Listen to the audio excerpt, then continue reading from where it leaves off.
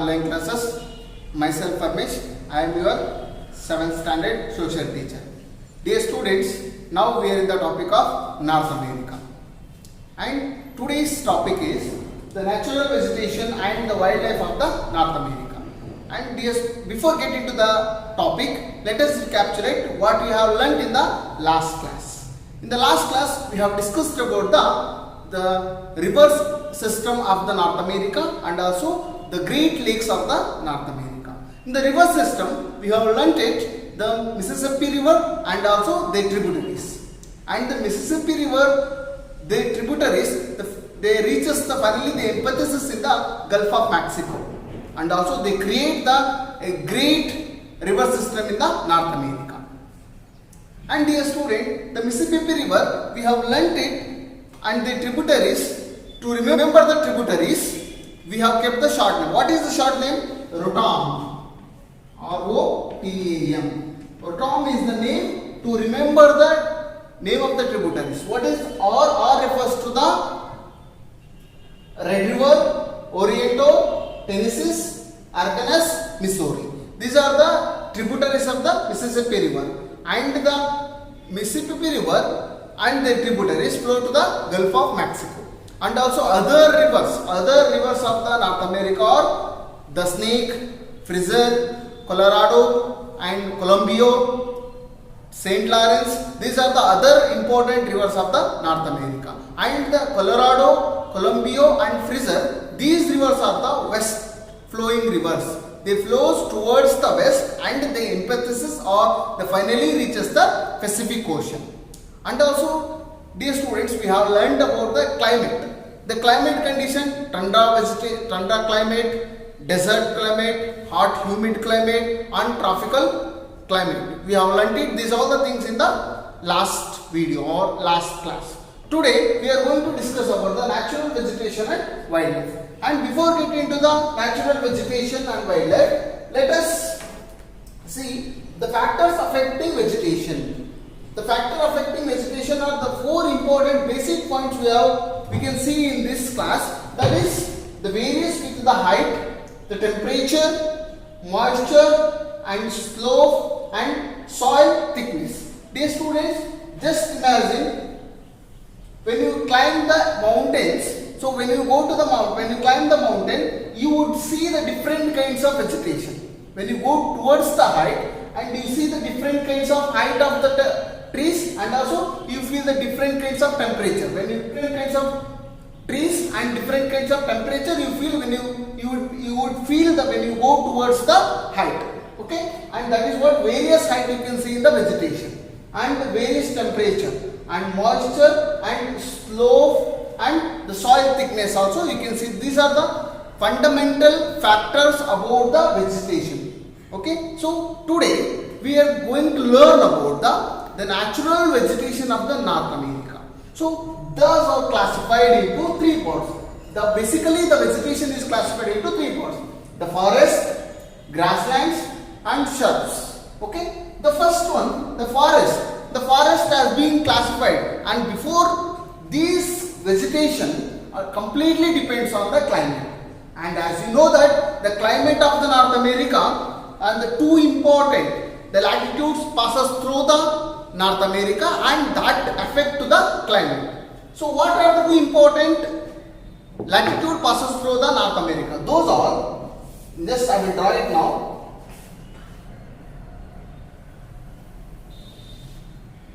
As you know, dear students, the North America is located in the north of the northern hemisphere and northwest part.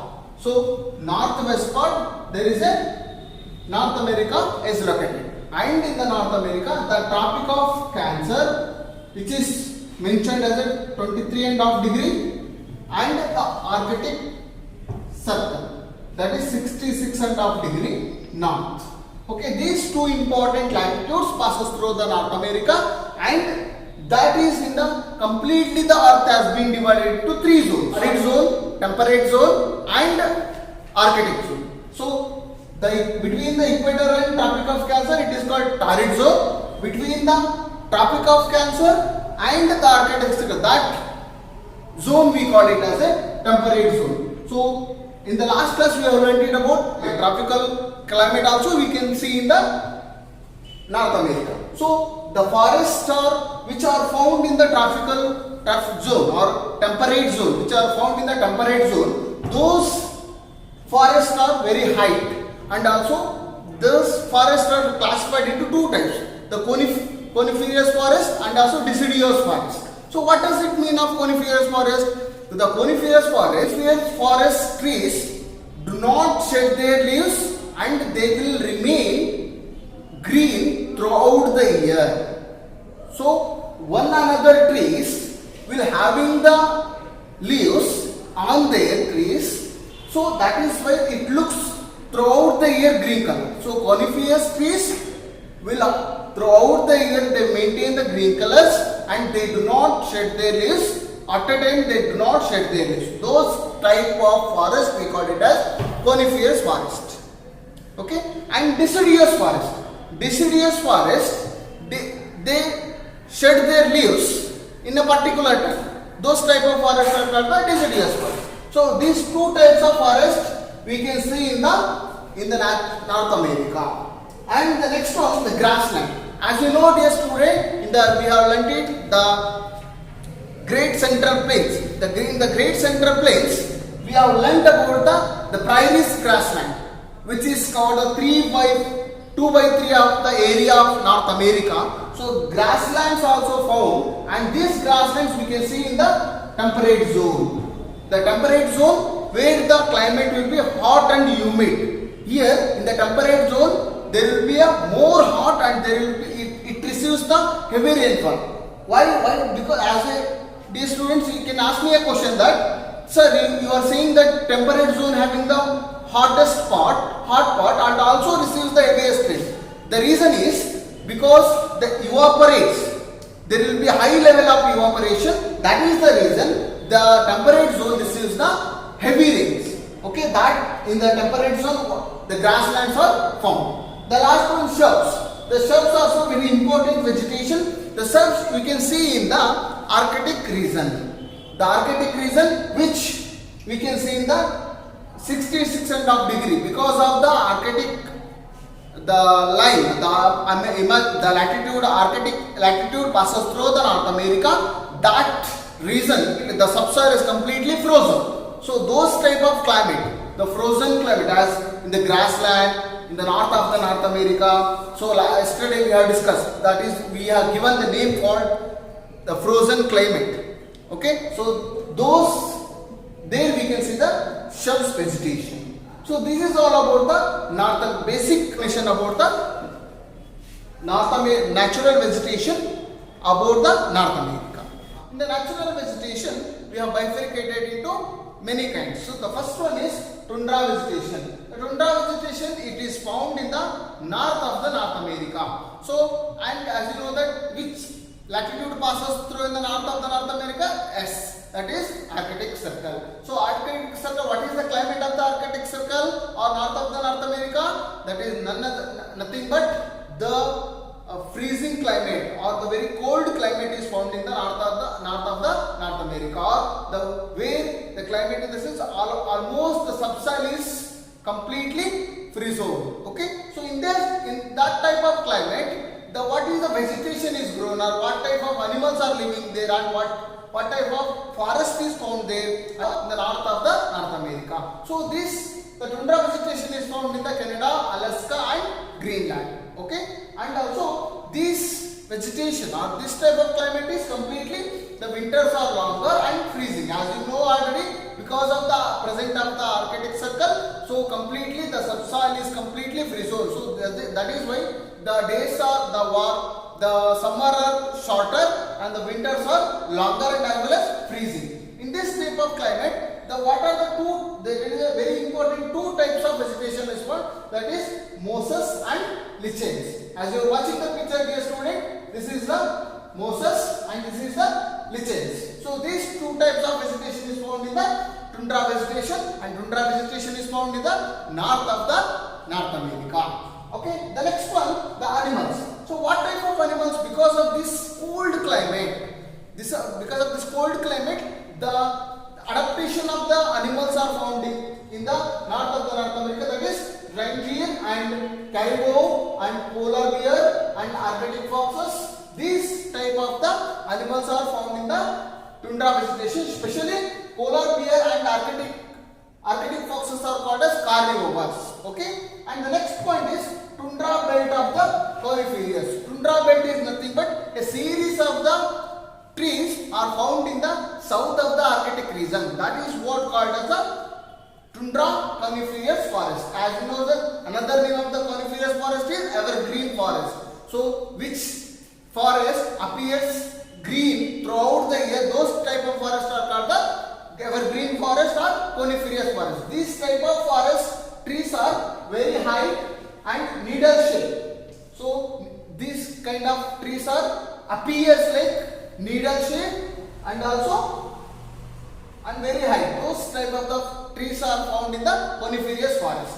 Okay, and these forests, they do not shed their leaves throughout the year. Okay, the next point is, and the tundra belt of the coniferous, it has a name, that is what? Taiga. Taiga, it is the name given to the tundra belt of the coniferous, has given the name of taiga. So next one is the different types of trees are found in the tundra vegetation or in the north of the North America. So those are pine, fir, cypress, birch. These are the important trees are found in the tundra vegetation, and also different kinds of animals also found in this lynx, sable and silver fox. These are the important animals are found in the tundra vegetation. Okay, so now we have learnt about the coniferous forest. Let us go to the deciduous type of the forest. Deciduous forest, so the opposite of the tundra vegetation or the opposite of the evergreen forest.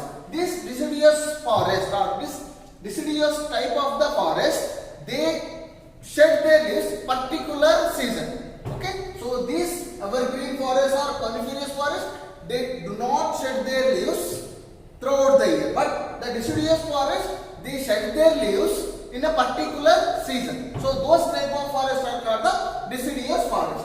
So where these deciduous forests are found? These deciduous forests are found in the east and southeast of the North America. East and southeast of the North America, especially as in the east and southeast, we can see the eastern islands or Appalachian islands, which we have learnt in the physical divisions of the North America. So eastern islands or Appalachian islands, there we can see the deciduous forest. Okay, and also which river is famous in that region? The St. Lawrence. The St. Lawrence, as you remember, it is completely 3 months frozen. I mean, the water will be frozen for the 3 months because of the climate. So east and southeast of the St. Lawrence, this kind of forest is found, and almost in the north of the North America, there will be a cold climate, and the south of the North America, there will be a warm climate will be found. And this type of the deciduous type of the forest, they receives heavy rainfall. They receive heavy rainfall, and that will be converted into as a rivers. Many rivers and lakes. As you learned, there are important Superior Lake and Orient Lake. Okay, and also St. Lawrence River. These are the rivers are found in the deciduous forest or the deciduous type vegetation because of they receive the heavy rainfall.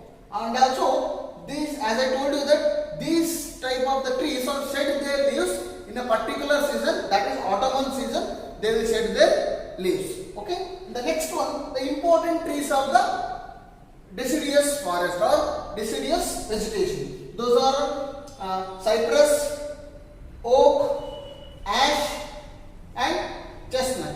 These are the important trees are found in the deciduous vegetation. And the last one, the important animals which are found in living in the deciduous tree, that is beaver, black bear, muskrat and porcupine. These are the important animals are found in the deciduous type of the vegetation. So these two, that is one we learnt about the north of the North America, north part, what are the climate is found, and also the east and southeast of what are the climate and also what are type of the vegetation we can see. This is all about vegetation, and the next class we can discuss about the another desert type of the climate and the vegetation, and also south part the climate and vegetation we can see in the next class. Thank you.